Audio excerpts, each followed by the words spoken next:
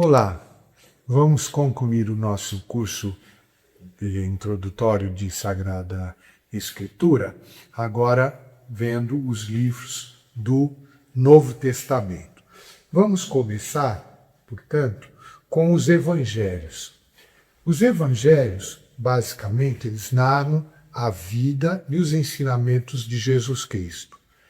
Nós temos Cristo visto como verdadeiro Deus e verdadeiro homem, como dizia Santo Atanásio, o símbolo atanasiano. O símbolo atanasiano é uma profissão de fé, com o símbolo niceno-constantinopolitano, mas muito mais detalhado, tanto em relação à Santíssima Trindade como em relação a Jesus Cristo. E quando ele fala de Jesus Cristo, ele vai falar, usando essa expressão, perfectus Deus, perfectus homem. Perfeito Deus, perfeito homem. Então, o que os evangelistas vão tentar fazer, através de colocar no papel a vida de Cristo, os ensinamentos de Cristo, é exatamente tentar demonstrar, através desses ensinamentos, da narração da vida de Cristo, que Cristo era quem? O Messias que era esperado pelos judeus. É interessante, se a gente for ver, quando nós pensamos na figura de Cristo, só em Jesus Cristo se cumprem todas as profecias do Antigo Testamento. Ou seja, a gente viu na aula anterior a profecia de Daniel, profeta Daniel.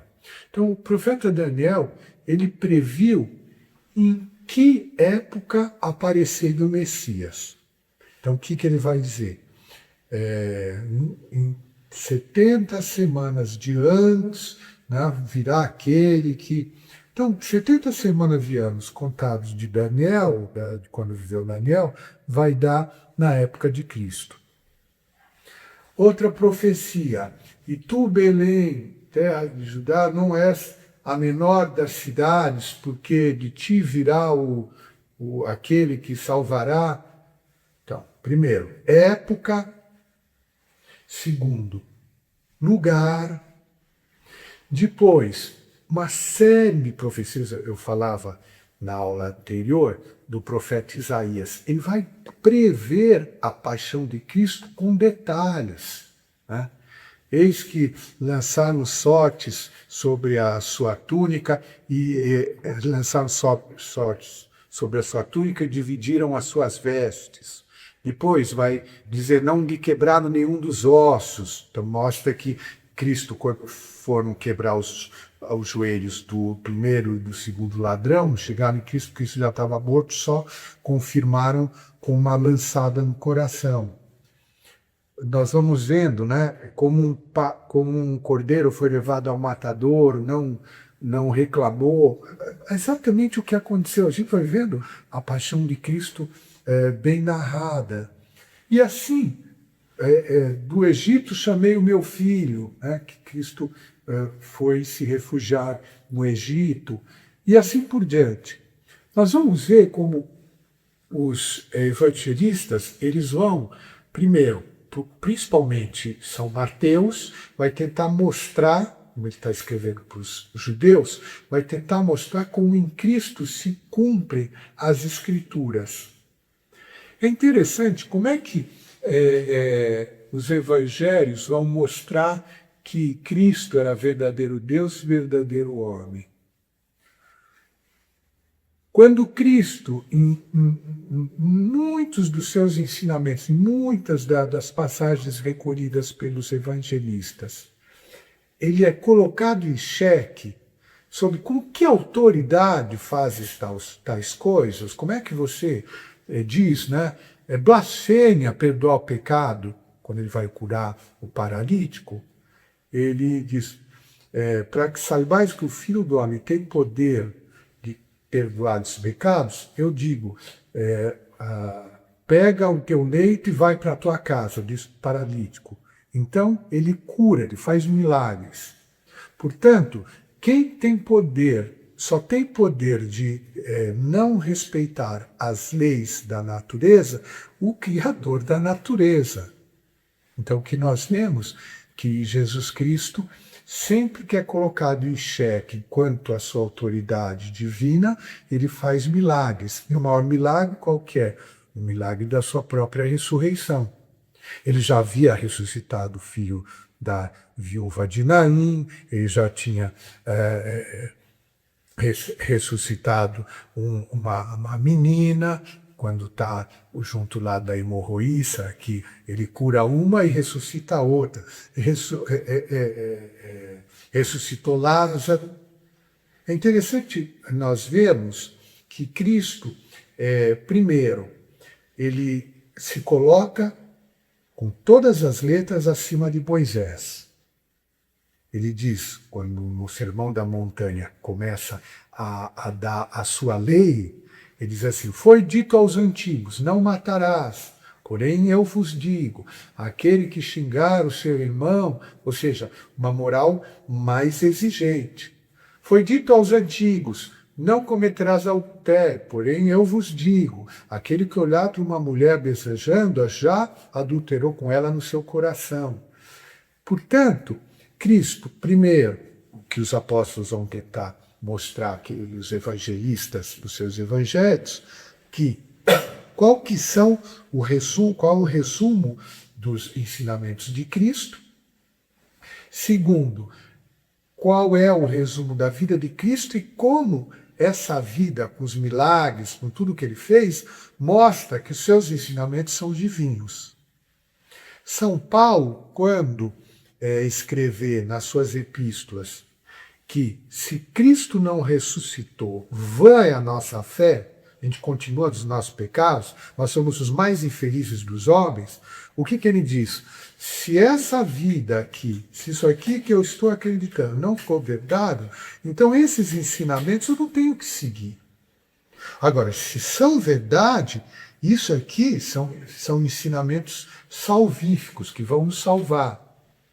Agora, por que, vamos dizer assim, uma pessoa pode não acreditar na ressurreição de Cristo e acreditar na existência de Alexandre Magno, quando, se a gente for ver do ponto de vista histórico, de fontes históricas, nós temos trocentos mais vestígios da existência de Cristo do que da existência de Alexandre Magno ou de Sócrates. Um outro exemplo, a gente só sabe de Sócrates por causa de Platão, que falou que ele existiu. E as fontes, os pergaminhos que restaram de Platão, são muito mais distantes no tempo do que aqueles que vêm da Bíblia. Quer dizer, os fatos narrados pela Bíblia vêm os manuscritos mais antigos de menos de um século depois. Manuscritos de Platão, coisas que trazem os escritos de Platão, um milênio depois. Mas qual a diferença? É que se Sócrates, se Alexandre Magno existiram, tanto faz, para mim, não influi na minha vida. Agora, se Cristo existiu, se Cristo ressuscitou, e Ele é Deus, se eu não estou seguindo esses ensinamentos, eu estou me condenando. E, ao mesmo tempo, se eu não concordo com alguns dos ensinamentos, se eu quero viver de forma diferente, eu quero matar, roubar, adulterar, mentir, então eu vou dizer o seguinte: não, esse Cristo não existiu, como muitos. Né? A gente pega autores do século XIX, alguns deles, Renan, por exemplo, é um daqueles que vai tentar desconstruir até a figura histórica de Cristo. O próprio começo, né, ou para algumas das correntes protestantes, diz: não interessa esse Cristo existiu ou não, o que interessa é a minha fé nesses ensinamentos. Não, as duas coisas estão umbilicalmente ligadas. E é isso que os evangelistas tentaram fazer. É interessante, porque nós lemos o Evangelho, nós vemos que eles são muito sóbrios, eles narram as coisas com muita objetividade. Quer dizer, se nós fosse pegar um autor moderno para escrever a Paixão de Cristo, escreveria da forma assim mais dramática, de sofrimento. Então, os evangelistas, eles escrevem assim fatos históricos. Eles estão narrando, olha, foi flagelado. A gente vê o filme do Mel Gibson, é um sofrimento, é uma coisa assim que às vezes você te diz, como é que alguém pôde, primeiro, fazer isso com o outro e alguém sofrer tanto, né, de forma assim tão entregue, né? Então, vamos agora ver cada um dos 4 evangelistas, aquilo que eles têm um pouquinho de diferente um do outro, característica especial. Começando pelo São Mateus, ele, naquela visão apocalíptica dos 4 animais, né, que aparece lá diante do trono de Deus, ele é representado pelo boi. Por quê? Porque ele lembra especialmente do cumprimento das profecias e de todo aquele sentido sacrificial, né, do Antigo Testamento. Então, é o Evangelho. Primeiro é escrito em mais ou menos nos anos 50, em aramaico, e dirigido para os hebreus. Então, se a gente for pegar todo o Evangelho de São Mateus, ele finca a pé especialmente no cumprimento em Cristo das profecias. No fundo, o que ele quer? Provar, tentar demonstrar para os hebreus que, olha, o Messias já chegou, é esse, é nele que se cumprem todas as profecias. Então, o Cordeiro Pascal, todos aqueles sacrifícios do Antigo Testamento, todos aqueles bois que eram sacrificados, eles eram simples símbolos, o Cordeiro Pascal, daquele que seria o nosso Salvador, que com a sua paixão e morte na cruz, especialmente a sua ressurreição, nos salvaram. Ele aparece no Evangelho, ele mesmo, como Levi. Então é aquele publicano que estava lá, cobrador de impostos, e Cristo passa. É bonito a gente ver naquele filme do Franco Sefirelli, o filme mais antigo sobre a vida de Cristo do que a Paixão, do Mel Gibson. No livro do Franco Sefirelli, o filme do Franco Sefirelli, ele une, porque estão unidos no Evangelho de São Mateus, essas 2 passagens, a cura do paralítico, aquele paralítico que desce, que eu acabei de falar, né, que desce no teto de uma casa, que Cristo primeiro perdoa os pecados, para depois curar. E no filme colocam o Mateus assistindo. Ele estava, no filme, aparece ele lá na casa, vendo Cristo fazer o milagre. Aí ele sai, no filme, sai andando, pensativo, né? Vai lá para o seu telônio para cobrar um imposto, senta lá, e Cristo sai também de lá e passa pelo telônio e encontra o Mateus, né? Que é no Levi. E diz, né, vem e segue-me. E o Mateus, naquela hora, titubeia, larga tudo, vai com Cristo, e o que aparece depois? Mandou convidar todos os amigos, né, os seus colegas de trabalho, os publicanos, para fazer um banquete, porque ele tinha sido chamado por Cristo. Né? E aí os fariseus dizem que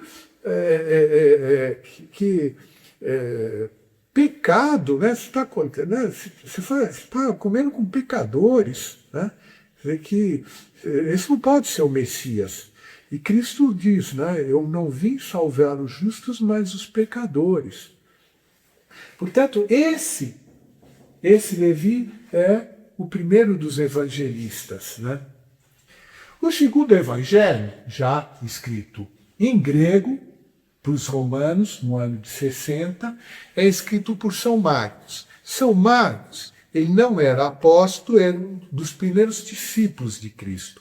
A tradição diz que foi na casa da mãe dele que Cristo celebrou a última ceia. Então, o Marcos estava por dentro das coisas. E ele, primeiro foi discípulo de São Paulo, depois foi discípulo de São Pedro.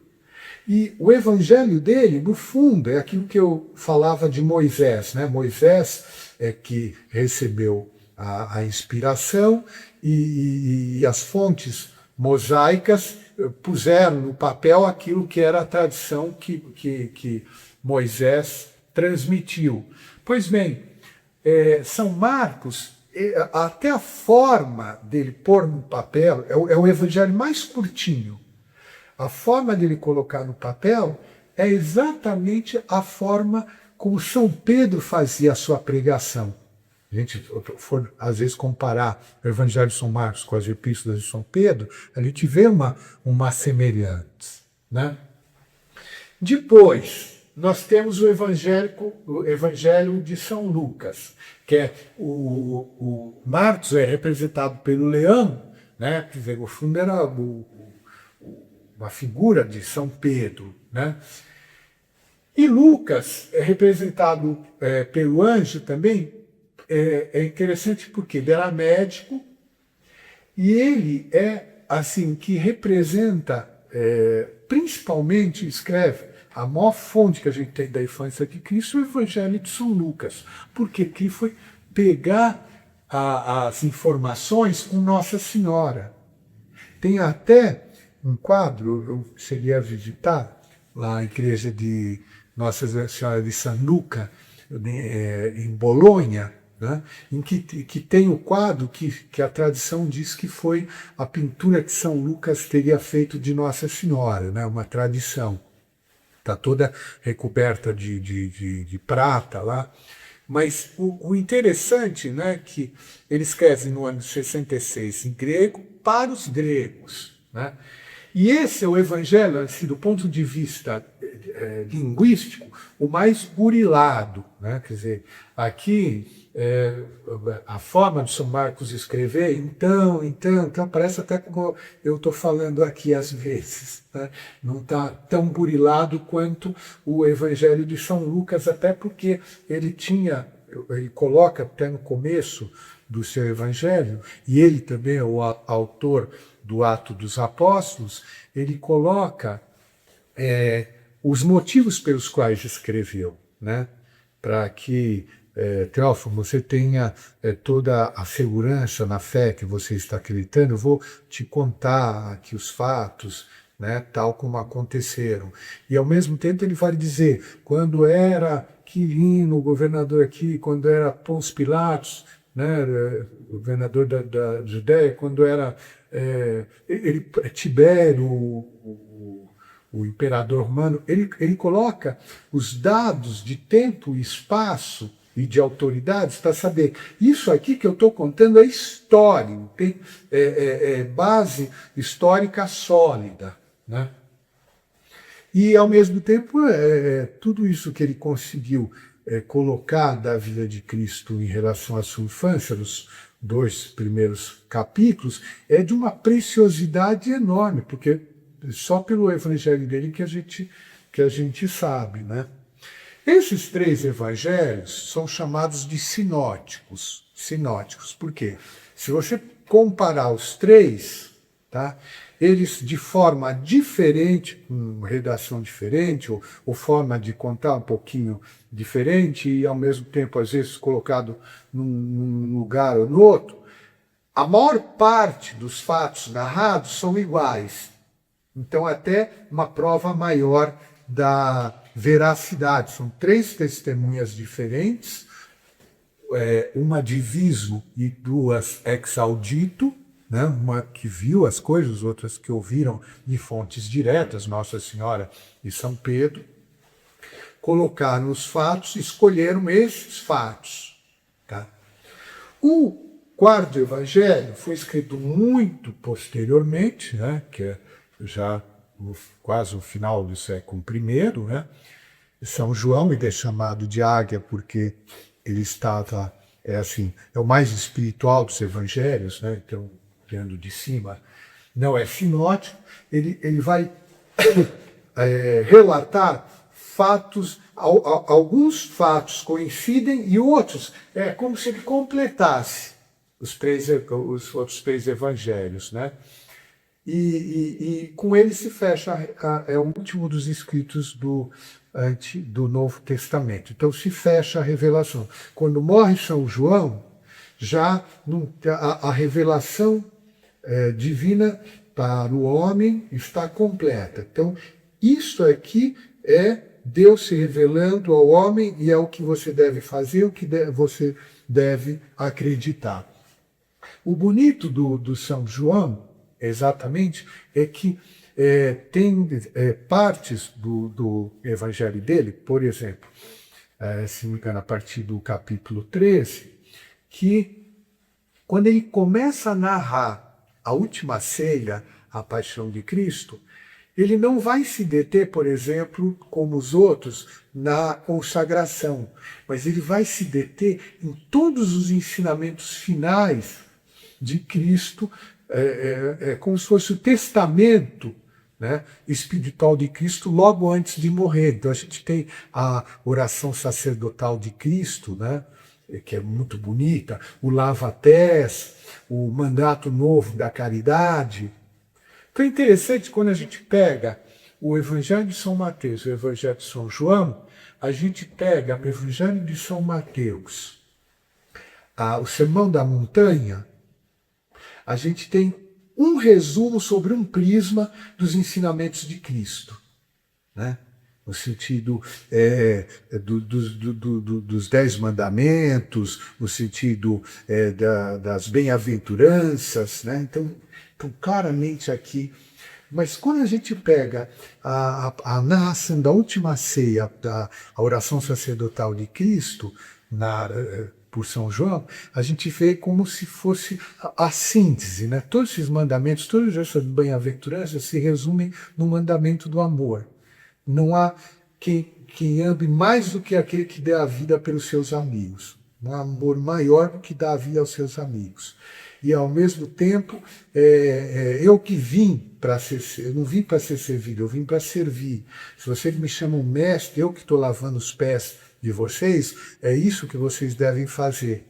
Então, quando a gente compara, né, o primeiro dos evangelhos com o último dos evangelhos, as bem-aventuranças com o lava-pés, a gente compara os novos a nova lei cristã, né, aperfeiçoando, né, foi dito aos antigos, não matarás, eu digo, não, nem xingarás, e ao mesmo tempo a gente pega a oração sacerdotal, né, que todos sejam um, como eu, Pai, estou em ti, e tu estás em mim, que todos sejam um, né, essa fraternidade universal, essa união, a gente vê como ele vem a completar efetivamente assim tudo aquilo que era o mais básico para se conhecer da vida e ensinamentos de Cristo. Depois nós temos o Atos dos Apóstolos, né? Também escrito por São Lucas, que é a história da igreja primitiva, centrado especialmente nas viagens de São Paulo. Mas o que é importante? Por que é importante esse livro para o Novo Testamento e dentro do conjunto dos 4 evangelhos e o Ato dos Apóstolos ser a sua continuidade? Por quê? Porque nós vemos como o cristianismo foi se expandindo, como os primeiros apóstolos estão vivendo aquela mensagem cristã. É interessante, se a gente for pegando as principais histórias que vão aparecendo, nós vamos ver do primeiro, né, a ideia básica, que esses primeiros cristãos, eles viviam o seu ideal de seguir ao mestre, cada um na sua profissão. É interessante, na sua vida diária. O São José Maria Escrivá, né, o fundador do Opus Dei, ele falava que A mensagem do Opus Dei é de viver o cristianismo na vida ordinária, no trabalho profissional, na família. E aqueles primeiros cristãos, o que eles faziam? Exatamente isso. Eles não se afastavam do mundo para viver o cristianismo. Nesses primeiros cristãos não existiam ordens religiosas, não existia claustro, não existia mosteiro. A igreja é a igreja doméstica. Era então foi na casa de fulano que nós celebramos os sagrados mistérios. O domingo passa a ser não o sabá, né, o sábado, mas o domingo, o dia por excelência do culto divino, porque era o dia da ressurreição. A Eucaristia passa a ser, né, o centro, né, da adoração, do amor, né, a Deus manifestado assim.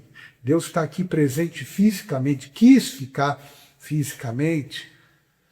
Portanto, então essa ideia que os Atos dos Apóstolos nos passam, em primeiro lugar, santificação. Eles falam, eles se chamam, os primeiros cristãos, de santos, os santos da igreja de tal, os santos da igreja de qual. Então, se chamam de santos.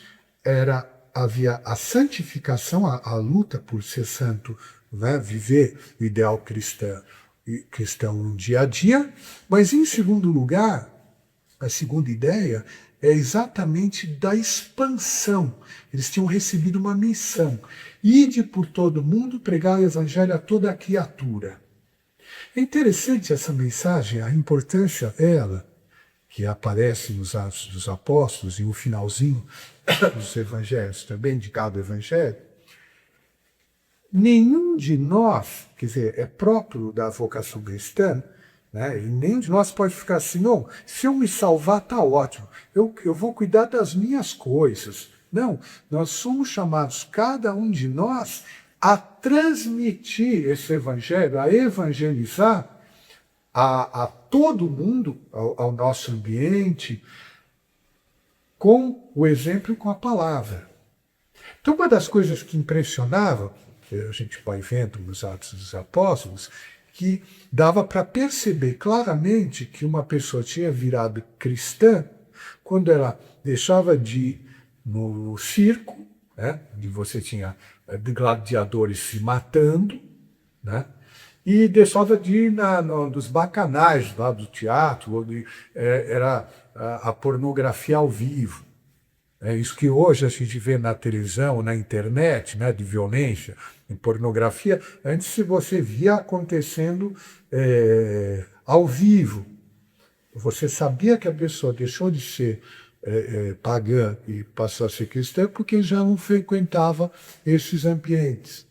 Ao mesmo tempo, cada um, quando era batizado, assumia tão plenamente o ideal cristão que o sacramento da penitência ou da confissão era quase que uma vez na vida, porque a pessoa não queria, de forma nenhuma, ofender a Deus. Mas depois, o que aconteceu? Nós precisamos, né, com a maior frequência possível, dos sacramentos da comunhão e da confissão, para a gente ter força para seguir em frente. Ao mesmo tempo, os Atos dos Apóstolos, eles vão tratar principalmente das viagens de São Paulo, porque São Lucas é que vai acompanhar algumas dessas, foram basicamente 3 grandes viagens de São Paulo, e que vai pegar todo o orbe do mundo conhecido, do mundo romano da época, né? Pois bem, São Lucas vai contar, né, todas as vicissitudes pelas quais passa São Paulo, e ele e seus companheiros também, mas também vai mostrar como o ideal cristão vai se arraigando em cada comunidade por onde eles vão indo, né? Então, começam né, pelo Oriente Próximo, né, estão subindo da Palestina, vão, né, pela região da Síria, depois vão entrar em toda a atual Turquia, vão para a Grécia, vão chegar. São Paulo vai chegar a Roma, né? A tradição diz que chegou até a Espanha. Então mostra como, vamos dizer assim, quando os historiadores da Igreja, né, que dizem, né, que Cristo e São Paulo, fundados em São Paulo, que Cristo, que Deus se fez homem na plenitude dos tempos, né? Aqui eu estou chegando no momento ápice da história humana, e realmente a vida de Cristo é o ápice da história humana. O que nós vemos é que, por uma série de condições, ficou muito mais fácil a expansão da mensagem. Então, na época não tinha internet, que é o que nos liga hoje ao mundo inteiro, mas na época você tinha todas as estradas romanas que em pouquíssimo tempo você chegava aos cantos mais distantes do império. Você tinha um império em que se falava basicamente o grego ou romano, ou latim, perdão, em que você tinha uma autoridade que mantinha a paz, a pax romana. E não era só. Então você pegava tudo que estava em torno do Mediterrâneo, né, chamado Mare Nostrum, né, tudo isso aí, esse império que se expandiu por todo esse âmbito cultural, essa unidade, foi o que mais facilitou a expansão do cristianismo. E depois, exatamente porque o cristianismo acabou permeando essa sociedade, a ponto de, com a queda do Império Romano, os povos bárbaros que invadiram a Itália, o Império Romano, acabarem assimilando o cristianismo e desenvolvendo uma cultura cada vez mais avançada.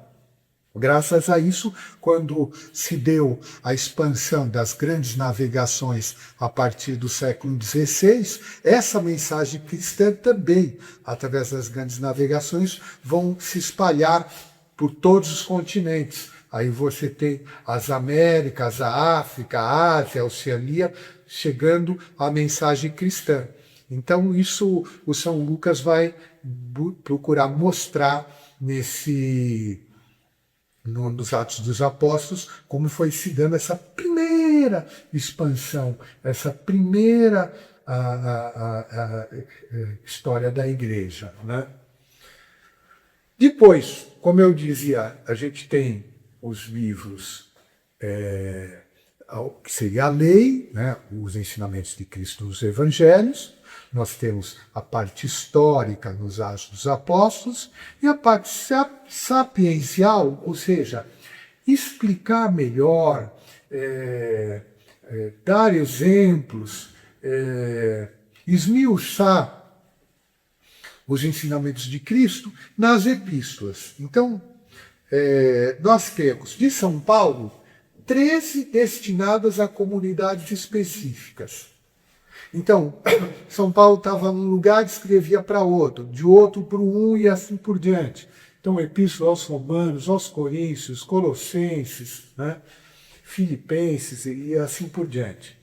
Tem algumas epístolas que foram preservadas, epístolas para pessoas concretas, para Timóteo e para Tito, que eram 2 bispos, Filémon era um amigo de São Paulo, né? E é interessante, uma epístola curtinha, em que ele vai interceder pelo Onésimo, que era um escravo, que fugiu lá de Filemon, teve com o São Paulo disse assim: você vai voltar para lá, você não vai sair fugido como escravo. Se ele te libertar, tudo bem. Mas, e a dos Hebreus, que é atribuída a ele, mas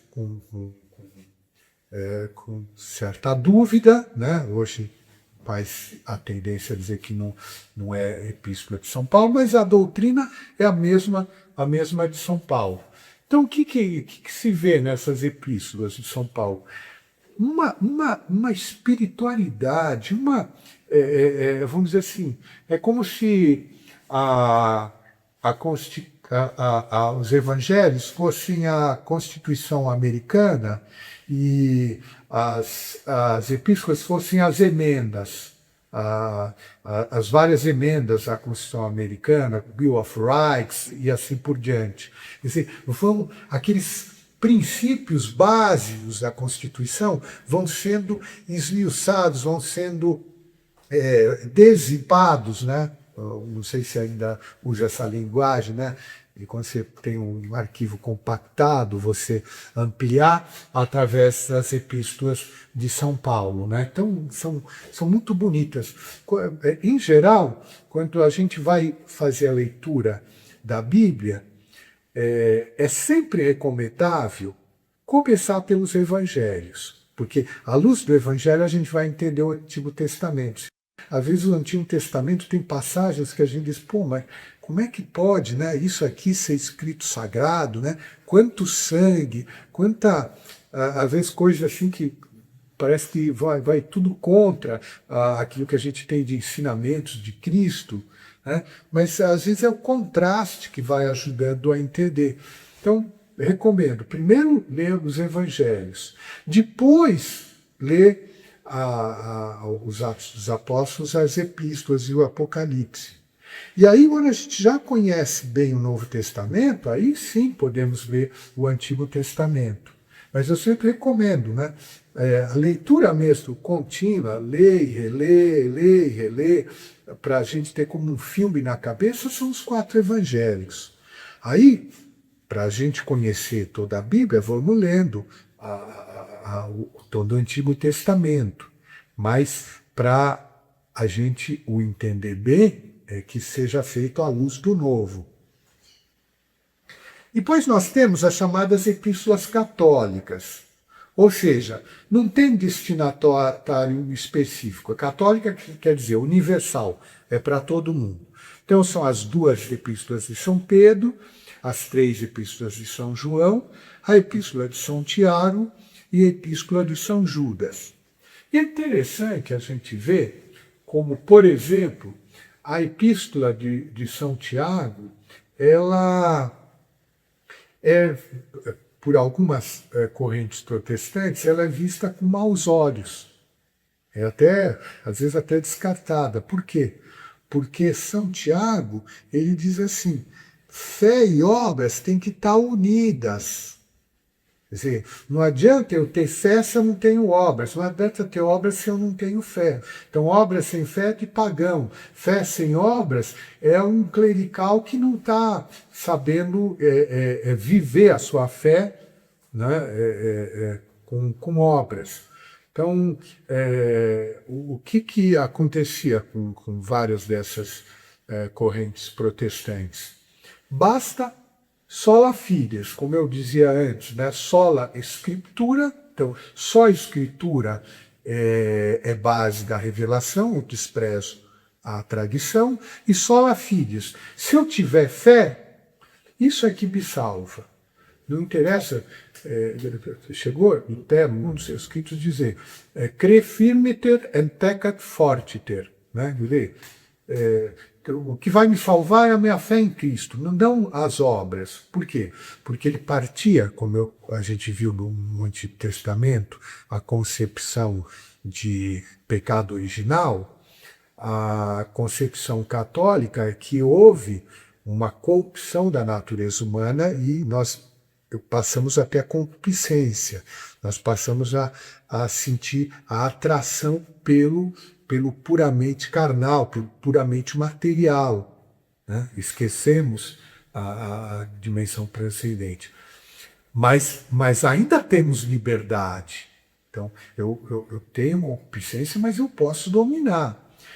A visão protestante é que a corrupção foi total da natureza humana. Então não tem mais a liberdade, né? Eu não consigo mais vencer as tentações. Então o que vai me salvar é a fé em Cristo, né? Pois bem, na epístola aqui de São Tiago, ele diz, não, olha, são as 2 coisas, né? Santo Agostinho vai deixar isso muito caracterizado quando ele disser: aquele que te criou sem ti não te salvará sem ti. Então, tudo isso aqui, o que a gente vai vendo, que essas epístolas, elas vão, vamos dizer assim, expandindo a compreensão, interpretando autenticamente, porque são inspiradas, então Deus é que está inspirando aqui, para uma melhor compreensão dos ensinamentos que são transmitidos pela tradição e são transmitidos nos evangelhos. E para terminar, nós vamos para o último livro, que é o profético da Bíblia, que é a Nova Jerusalém que a gente vê, que é o Apocalipse de São João. Então, uma visão profética do desenvolvimento daí desde o final dos tempos até o juízo final. Tem gente que interpreta, quer dizer, existem duas interpretações do Apocalipse que é muito difícil interpretar o Apocalipse. Então, a mais simplista é dizer assim, o que acontece, o que é narrado no Apocalipse é o que vai acontecer estritamente do ponto de vista temporal, como o Gênesis, que é o primeiro livro e o último livro. A narração do capítulo 1 do Gênesis é exatamente do jeito que se deu a criação do mundo, e aqui exatamente como vai se dar o fim do mundo. E outros autores, né, hoje é mais aceito na exegética bíblica, é que não é cada etapa do que está sendo narrado no livro não é necessariamente esse período histórico. Então as duas bestas, fulano e beltrano, né? Aqui quando teve o dragão entrou, é exatamente esse período. Não é assim, quer dizer, cada período histórico você pode ter exatamente isso acontecendo, está acontecendo agora, né? Então, o que a gente vê, por exemplo, né, começa o livro do Apocalipse, que é muito bonito, essa primeira parte do Apocalipse, carta às 7 igrejas. Então, o que começa? Uma narrativa de como é que São João foi pego, né, nessa inspiração, né, nesse êxtase dele, o que ele viu do céu e as cartas que são mandadas às principais igrejas particulares da época. Esmirna, Tiatira, né, Éfeso e assim por diante. Cada carta dessa, se a gente lê, parece estar dirigida a nós. Quer dizer, ao vencedor darei uma pedrinha que terá um nome escrito que só ele saberá, né? Se fores fiel até a morte, eu te darei a coroa da vida, e assim por diante. A gente, né? ou então, quando Deus diz, né? Oxalá fosses fio ou quente, mas porque és morno, né? E nem fio nem quente, estou para vomitar-te da minha boca. Quer dizer, vamos acabar com tibieza, né? Ou a gente fica no que está, ou então vamos ser santo, né? Mas querer um negócio meio termo é que não dá certo. E assim por diante, né? Cada carta a gente vai vendo, né? Por exemplo, a carta em que São João escreve, né, para uma das igrejas, falando: tu fizeste isso, tu combateste aquela heresia e tal, mas tenho contra ti, parece que o cara é perfeito, mas tenho contra ti que perdeste o fervor da primeira caridade, perdeste o primeiro amor. Vamos voltar a vibrar, né, pelo ideal cristão de perfeição com tudo. Então essas cartas, né, vão falando de como estava a se desenvolver, então fala das primeiras heresias, fala a heresia gnóstica, por exemplo, né, e serve para nós também. Pois é muito bonito, né, quando vai falando de todas as liturgias celestes, que a gente pensa, por exemplo, na missa. A gente pode imaginar assistindo a missa que a gente está assistindo uma antecipação do que vai ser a liturgia celeste. Só que, vamos dizer assim, da forma mais tosca possível. Porque no céu vai ser aquela maravilha. Mas quando fala dos 24 anciãos, ou seja, os 12 patriarcas, os 12 apóstolos, Antigo Testamento, Novo Testamento, os 4 animais, os 4 evangelistas, o cordeiro que está sendo imolado. Depois nós temos, né, o livro da vida e os seus 7 selos. Né? Então aí é que as pessoas tendem a ver assim, a abertura de cada selo numa época da história que a gente está vivendo. Não é necessariamente essa época, pode ser outra, né? Mas o interessante é isso, né? Que o Santo Agostinho, ele no livro a Cidade de Deus, ele vai desenvolver uma teoria da história, no fundo, que existem duas histórias paralelas que estão se desenvolvendo, uma invisível e uma visível. A visível, né, o desenvolvimento dos impérios, desenvolvimento político e econômico, as nações, as conquistas, as guerras, tal, o desenvolvimento tecnológico, todos os avanços da humanidade. Essa é a história visível. E existe uma história invisível, as almas se santificando ou se perdendo, desenvolvendo política, econômica, social.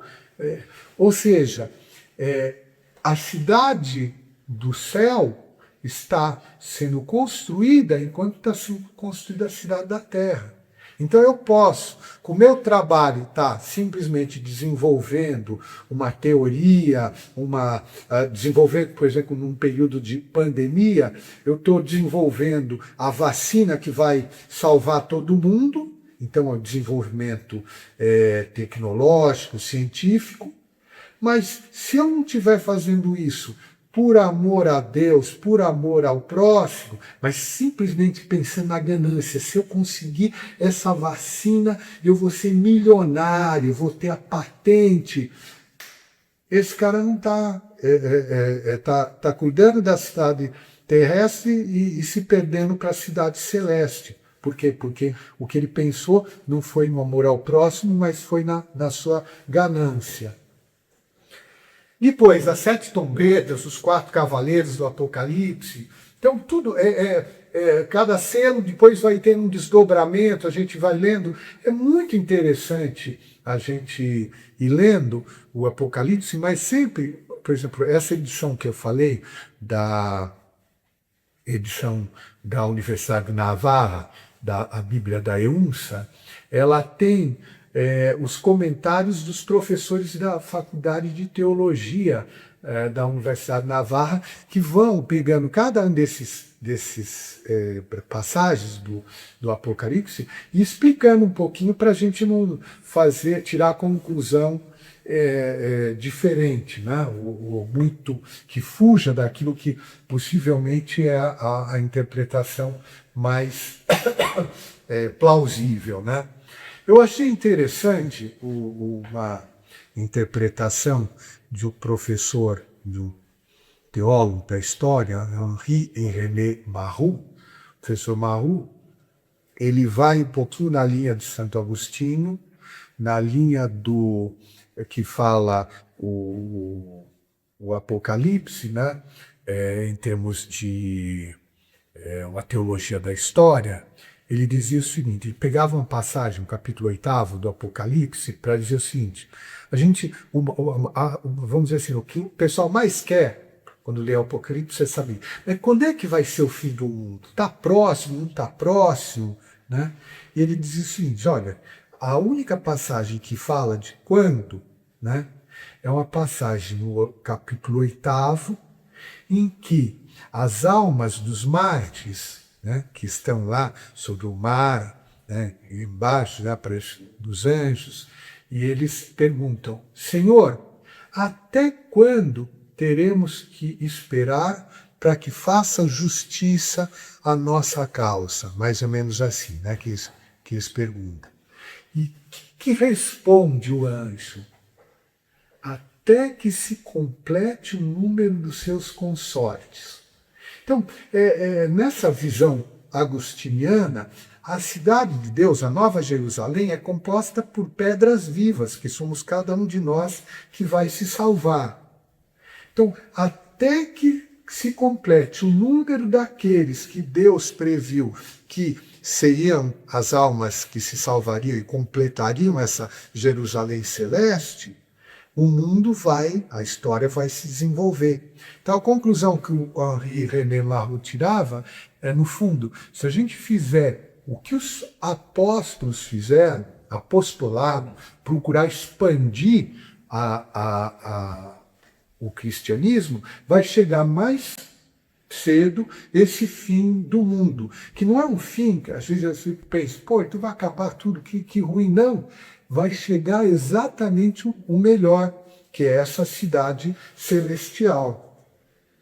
Então, outra passagem a gente vê claramente aí a mulher e o dragão, mostrando Nossa Senhora, e nessa passagem é interessante, é como se o último livro da Bíblia trouxesse coisas anteriores até o primeiro livro da Bíblia. Por quê? Porque no primeiro livro da Bíblia, quando a gente pega o Gênesis, o que aparece lá?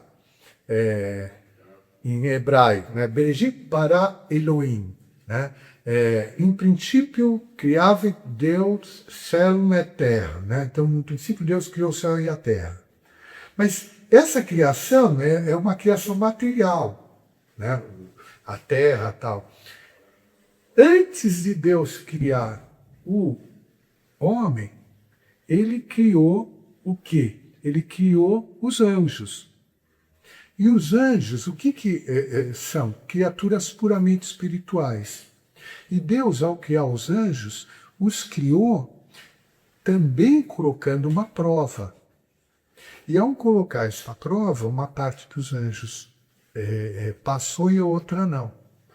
O Lúcifer, né, o anjo de luz, né, ao se ver do jeito que era, né, com aquela beleza, disse assim, eu vou servir a Deus, eu vou servir a mim mesmo.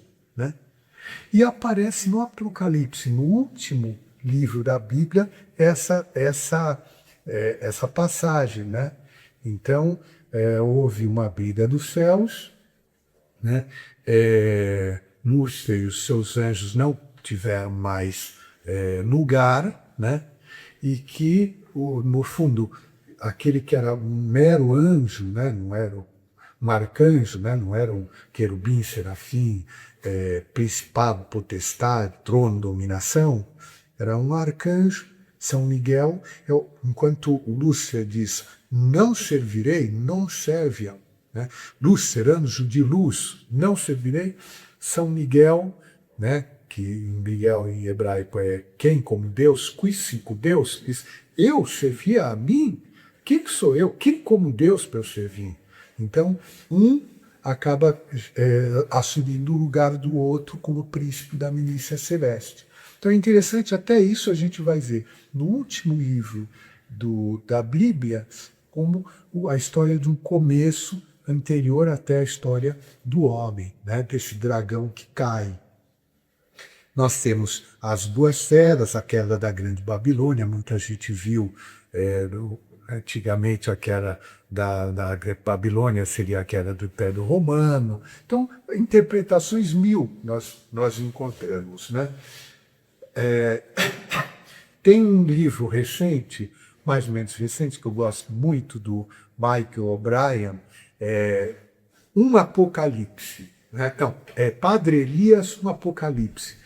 Então é interessante que ele escreve, a partir dessa visão das duas feras, né, e dos dois profetas, né, ele escreve como seria o Apocalipse, como poderia ser o Apocalipse, o começo do Apocalipse, a partir do mundo moderno, a partir de depois da Segunda Guerra Mundial, como os acontecimentos, né, tudo que a gente vê hoje do politicamente correto, né, uma degradação da natureza humana, uma degradação do homem, a gente pensa, puxa, que desenvolvimento tecnológico impressionante e que degradação moral, né? O que a gente vê, o que foi a Primeira e Segunda Guerra Mundial, o Holocausto, hoje, tudo que a gente vê de o chamar politicamente correto, né, com aprovação do aborto, da eutanásia, a união afetiva, tudo né, pornografia, tudo é válido. Né? Ele vai dizer assim, partindo dessa visão do mundo atual, como seria o eventual desenvolvimento do Apocalipse. É muito interessante, é um romance, mas muito cativante. E termina, né, o último capítulo, a partir do 22, capítulo 22 do Apocalipse, nós vamos ter exatamente a descrição do que é a Nova Jerusalém celestial.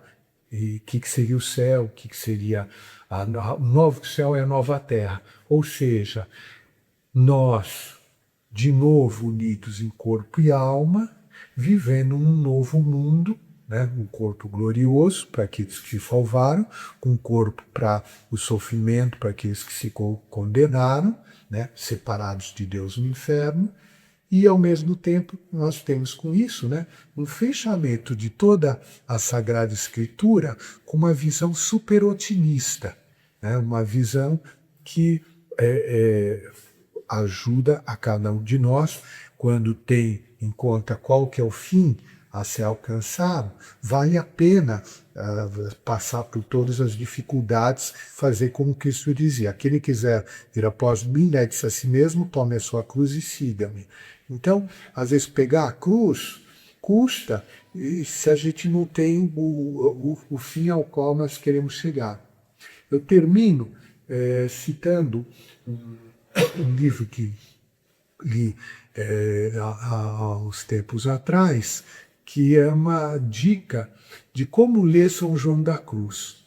Porque a gente pega, né, São João da Cruz falar da noite escura dos sentidos, da noite escura do espírito, né? Ele diz o seguinte: olha, vamos começar, em vez de pegar a Suspiro do Monte Carmelo, ou de Santa Teresa, pegar os livros assim que falam dessa parte de sacrifício, vamos pegar, né, aqueles livros que tratam, né, de onde é o objetivo, onde nós vamos chegar. E a partir de olhar de onde nós queremos chegar, qualquer caminho, né, mesmo que seja mais difícil de trilhar, a gente trilha com mais disposição, com mais esperança e com mais alegria. Então era isso que eu queria, no fundo, fazer um resumo introdutório da Sagrada Escritura, recomendando a todos que leiam todos os dias o Evangelho, leiam o Novo Testamento e aos poucos também vão lendo o Antigo Testamento, mas depois de ter um bom conhecimento do Novo. Então, essa era a ideia que eu queria passar nesse breve curso de Sagrada Escritura. Muito obrigado.